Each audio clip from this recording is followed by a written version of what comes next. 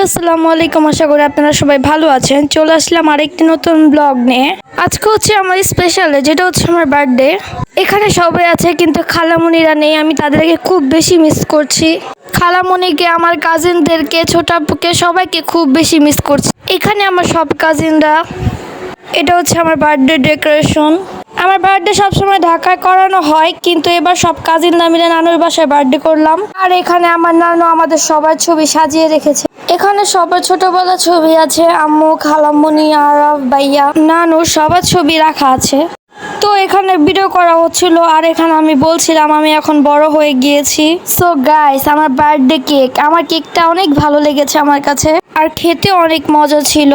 So guys, এখন তোমাদের দেখাবো আমার বার্থডের জন্য কি কি রান্না করা হয়েছে।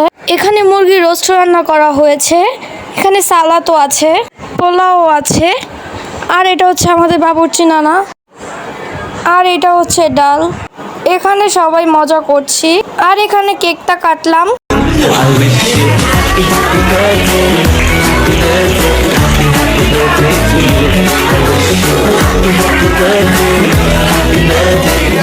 আর এখানে ভাইয়া আমাকে খাওয়িয়ে দিল, আর ওরটাও নিজেই খেয়ে ফেললো।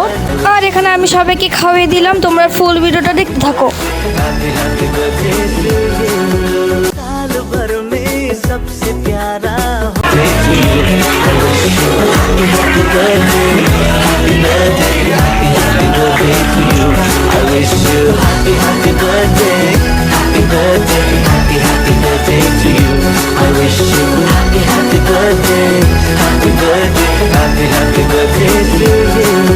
साल भर में सबसे प्यारा